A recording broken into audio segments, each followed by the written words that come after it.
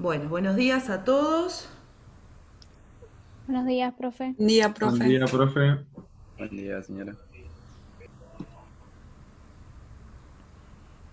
Esta semana ustedes estuvieron viendo los delitos contra la fe pública. ¿Qué es la fe pública? Es la confianza pública.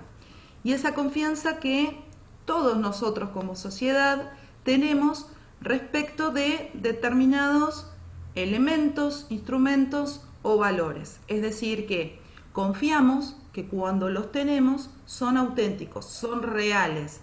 No dudamos de la ilicitud o la ilegitimidad de esos instrumentos. Las figuras contempladas Las figuras contempladas dentro de los delitos contra la fe pública son tres. Una es la falsificación de moneda, ¿sí? Billetes o títulos al portador. Otra es la falsificación de sellos, timbres y marcas. Y la última es la que habla sobre falsificación de documentos en general. Vamos a comenzar por la primera, que es la falsificación de moneda. ¿Cuál es la conducta típica? Es la de cercenar o alterar la moneda.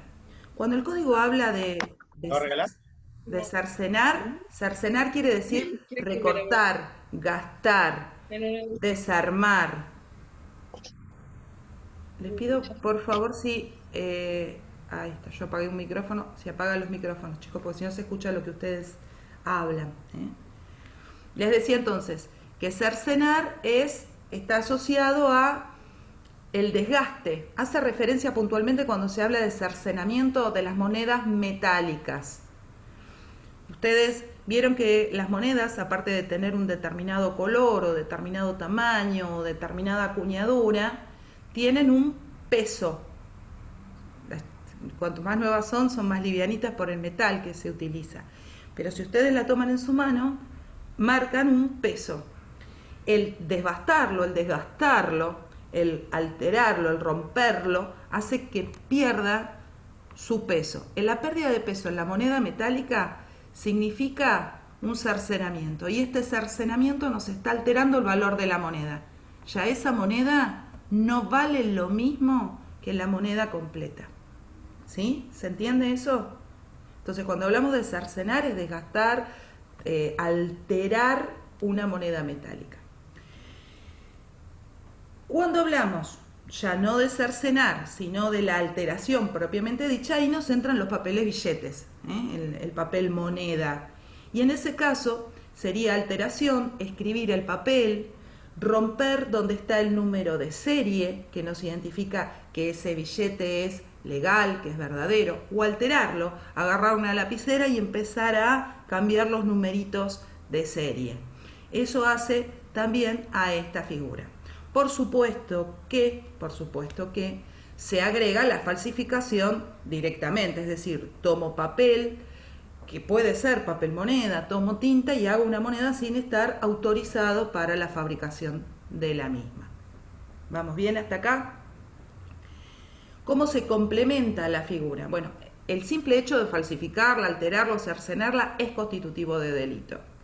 Las otras modalidades que pueden acompañar esta figura es la de introducir y la de poner en circulación.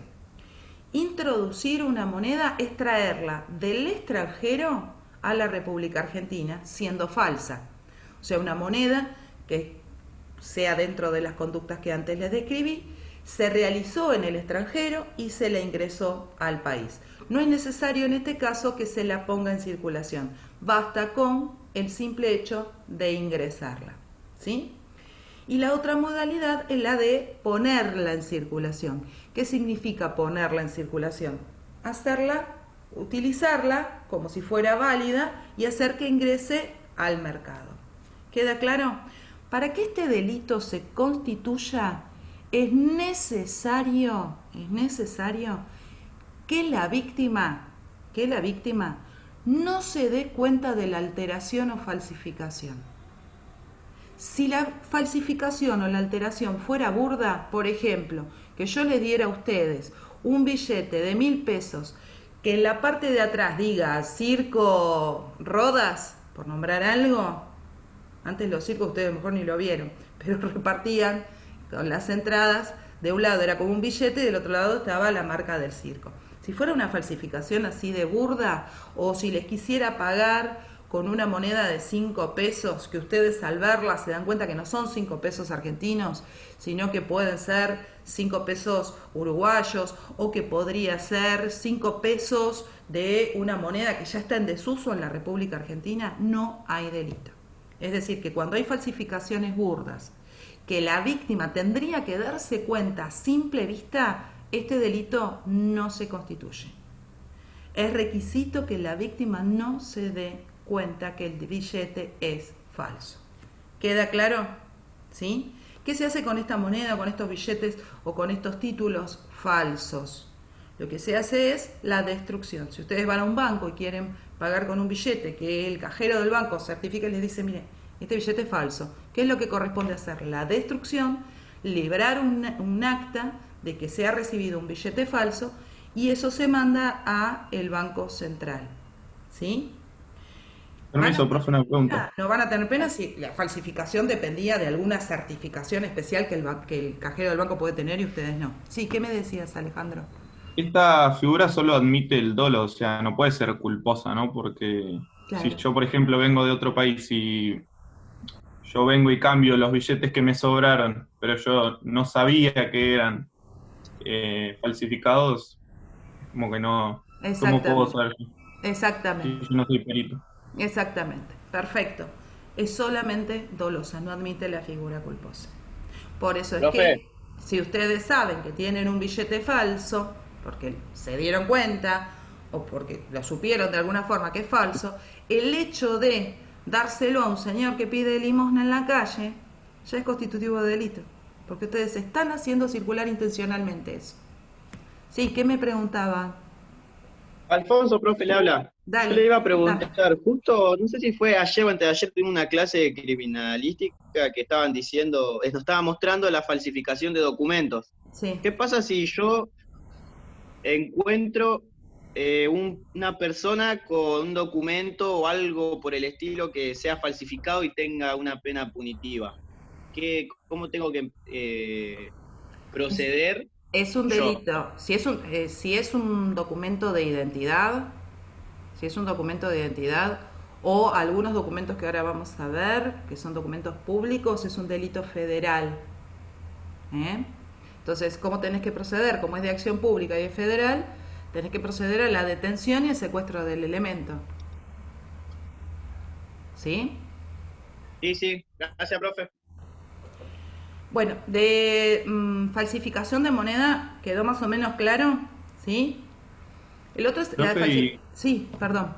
disculpe, y por ejemplo, siguiendo lo que decía mi compañero, si por ejemplo nosotros hacemos una requisa y encontramos, bueno, requisando a una persona, al proceder a inspeccionarle la billetera, encontramos cierta cantidad, por ejemplo, ¿no?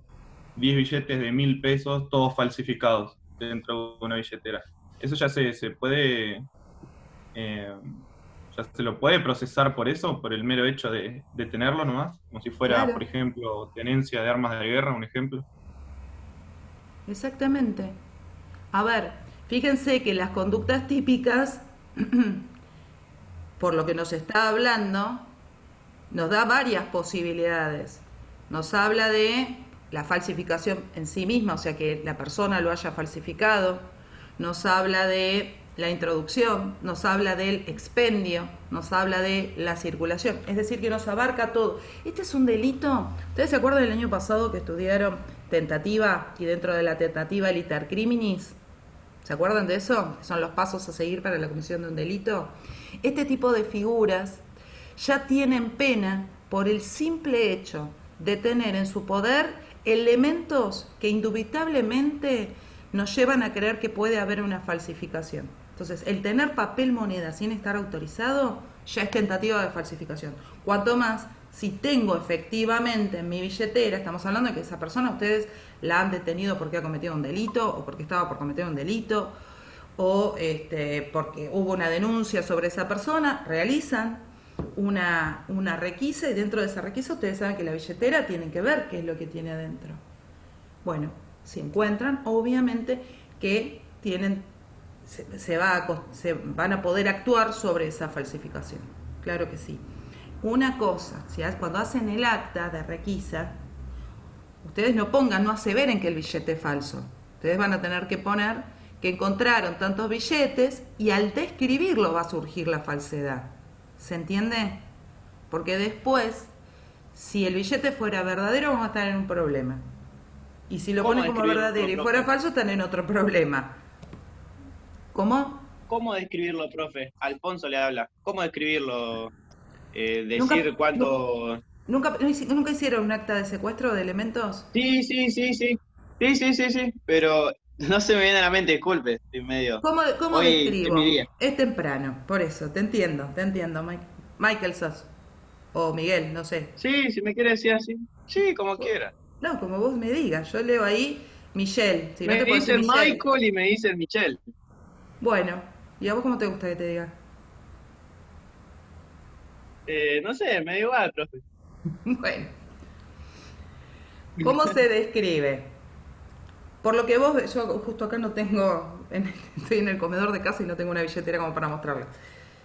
Lo que están viendo, entonces, que se procedió al secuestro de, supongamos, 3 billetes de 1000, numerados como 1000. O sea, ¿qué es lo que veo yo? Denominación Sí. 1000. ¿Qué color? De color anaranjado, de color ocre, de color verde. Entonces ahí empieza Ahí ya a entendí, listo. surgir Ya entendí. número de serie, imagen. Cuando son falsos, pongan las imágenes. Ustedes saben que todos los billetes tienen una imagen. Bueno, ¿qué imagen veo? Si en un billete de 1000 hoy nos encontramos la imagen de Roca, y ya hay algo raro. Roca no está y ni estuvo en ningún billete de 1000, por lo menos de los que tenemos en circulación. ¿Por qué digo esto de especificarlo y detallarlo con color y con todo lo que vemos? ¿Qué pasa si no se tratara de un billete falso, sino de un billete en desuso? Podría pasar. ¿Sí? Entonces, no es que el billete fue falsificado, es un billete que no se usa, pero quizás ustedes no lo conocían porque no lo habían visto ese billete. ¿Se entiende? ¿Sí? Profe, también lo Sí, profe. que... Dime. Dígame. No digo yo. Disculpe. Que lo que se me ocurría también es que se puede describir la falta de medidas de seguridad, la ausencia de las mismas, por ejemplo. Por Que le ejemplo, falta la banda de seguridad, que no por posee ejemplo. filigrana, la marca de Exacto, agua. la marca de agua, que no tiene, vieron que los billetes también tienen un sensor para no videntes. Porque si bien no somos peritos en ese sentido, o sea, hay medidas de seguridad que están al alcance de la vista normal. Exacto. Por eso Por les lo decía que tanto, tienen que describirlo, contar todo lo que ustedes están viendo en ese papel. ¿Eh? Si tiene algún tipo de inscripción, bueno, con inscripciones a mano que dicen tal cosa, tienen que ser muy precisos. ¿Esto por qué? Para que después no tengan ustedes ningún tipo de sanción penal, porque saben que después eso se puede dar vuelta. Ya vimos los delitos contra la administración pública. Profe, Sí, nosotros una vez en campo hicimos un acta de secuestro de una cédula de identificación. Y directamente el oficial nos dijo por ahí de escribir directamente, se procede al secuestro de una cédula de identificación con los datos aparentemente apócrifos. claro. Si ustedes ponen la palabra aparentemente, apócrifo quiere decir falso. Aparentemente es que ustedes están dudando, pero no están aseverando, porque le faltan elementos. Para eso están los peritos, que son los encargados de aseverar o no, la falsedad o no de ese documento. Sí, perfecto. Pero también se detalla con todo lo que dice esa cédula o ese carnet o ese elemento que estamos secuestrando. Eso siempre sean precisos. Bueno,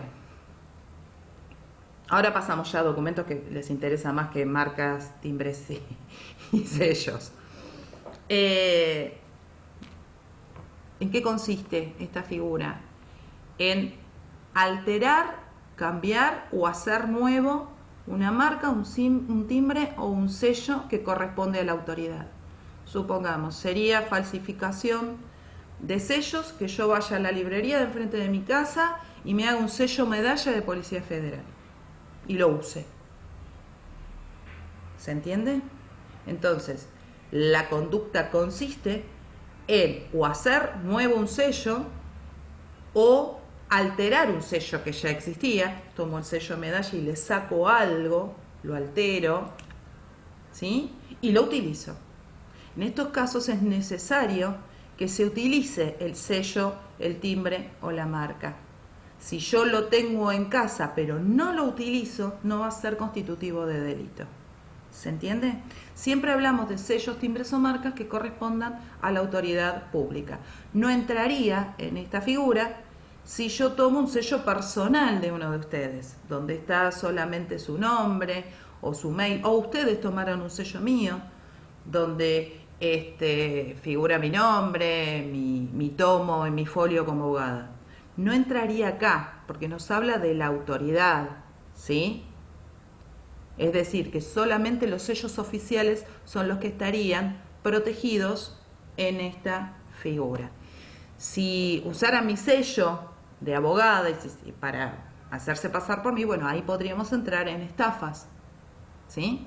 Si usamos el sello de un médico, podemos entrar en algún delito contra la salud, como el ejercicio ilegal de la medicina.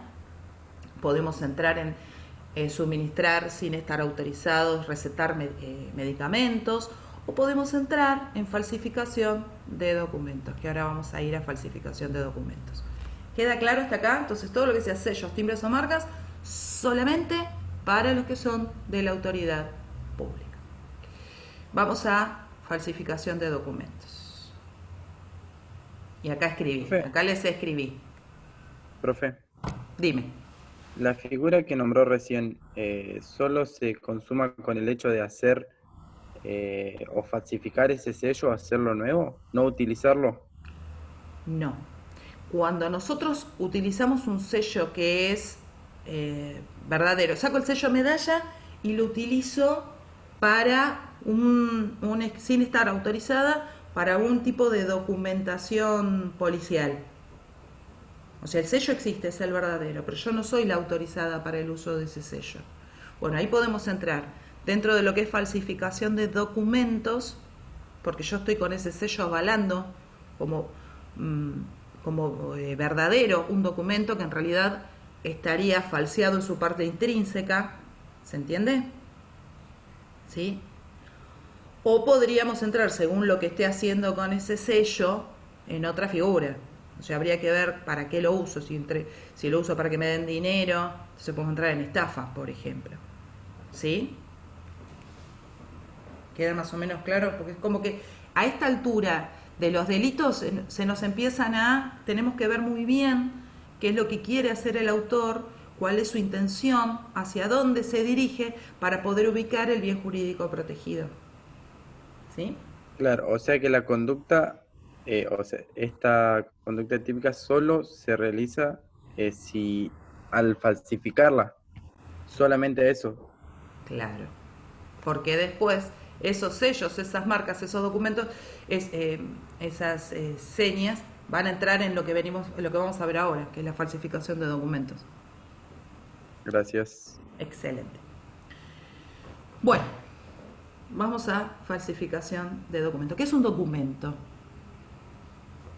Les pregunto yo a ustedes. Es un escrito que atestigua algo. Bien. Sí, Que da fe. Por ejemplo. Muy bien. Es algo que nos está dando fe, que le está dando valor a un contenido, ¿sí? Los documentos normalmente producen efectos jurídicos. Entonces, por ejemplo, la partida de nacimiento, el efecto jurídico es acreditar el nacimiento de una persona y quiénes son sus padres. Una escritura traslativa de dominio nos está identificando quién es el dueño de ese inmueble. el título de propiedad de un automotor nos identifica quién es el dueño del auto, es decir, genera un efecto jurídico, genera un resultado. El Código Penal, cuando nos habla de falsificación de documentos, apunta más que nada a los documentos públicos, es decir, a aquellos documentos que por el simple hecho de verlos nos está acreditando algo. No entraría dentro de falsificación de documentos si yo le escribo a uno de ustedes de puño y letra una carta. No sería un documento. Eso no lo está protegiendo en la fe pública. ¿Por qué? Porque es algo totalmente privado. Vamos a entrar dentro de lo que es la intimidad de las personas, pero que yo escriba una carta y les diga a ustedes, hola, ¿cómo estás? Mirá, en la wiki estás trabajando muy bien.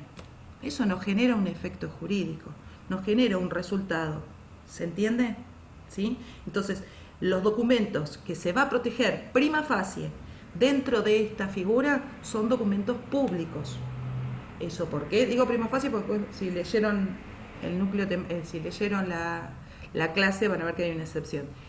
¿Eso por qué? Porque los documentos públicos son los que nosotros confiamos que son reales, que su contenido es veraz. ¿Sí? ¿Cuáles son las conductas punibles dentro de la falsificación de documentos? Por un lado tenemos lo que se llama falsificación, acá presten atención, falsificación material. ¿Qué es la falsificación material? Es lo que ustedes normalmente conocen como falsificación de documentos. Hago un documento totalmente nuevo, pero que es falso.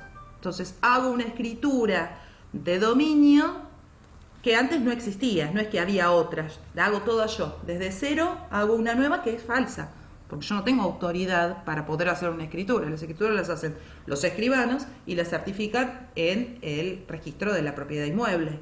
¿Sí? Entonces yo, que no soy escribana, hago una escritura y pretendo hacerla valer como que es algo válido, valga el juego de palabras, pero en realidad es totalmente falso.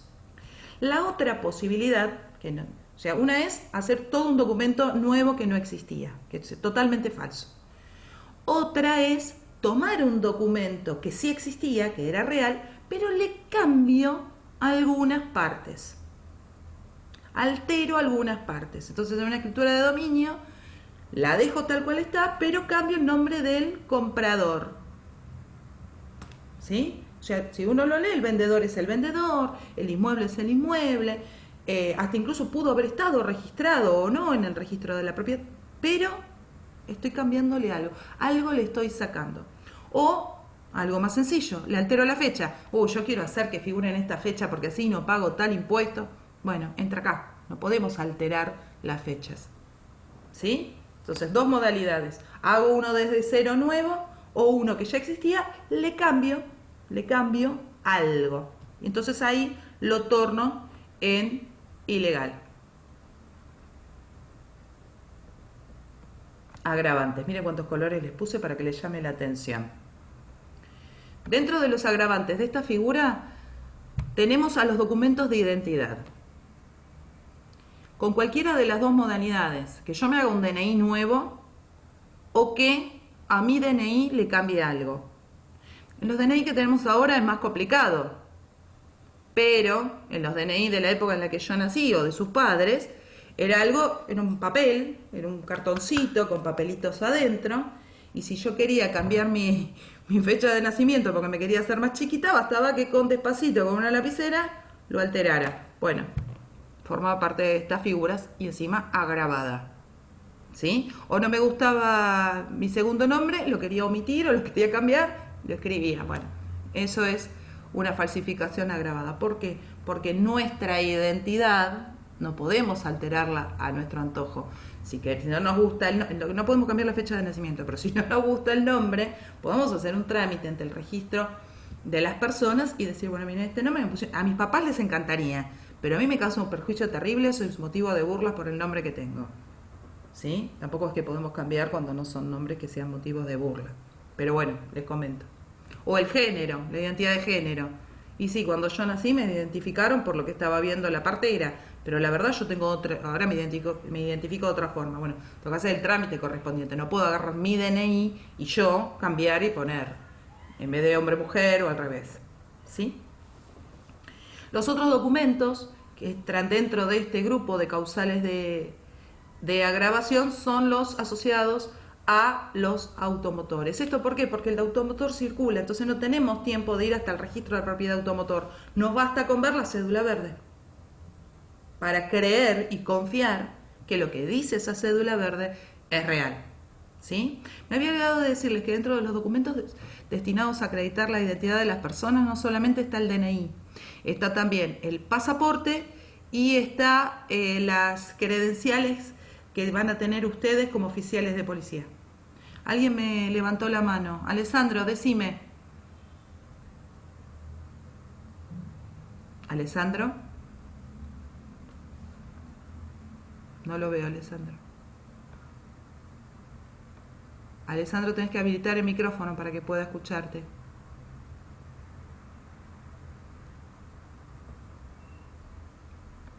Bueno. Cuando puedas habilitar el micrófono, habla aunque yo esté hablando. ¿Queda claro hasta acá? ¿Sí? Yo puse acá cédula verde, la cédula azul sería lo mismo también, porque es una autorización que se le da a alguien que, si bien no es el titular del vehículo, el titular lo autoriza a poder manejarlo. La licencia de conducir, profe. La licencia de conducir para nosotros no acredita identidad. De hecho, cuando hay un control de automotor, nos piden la licencia para ver que estamos habilitados al manejo, pero también nos piden el DNI. Sí, es cierto. Y si sos extranjero, el pasaporte. Pero no acredita identidad. Sí acredita identidad la credencial de ustedes como oficiales. Eso va a acreditar identidad. ¿Alguna duda? Alessandro me quedó ahí colgado, que me había levantado la mano, pero no sé si me escucha.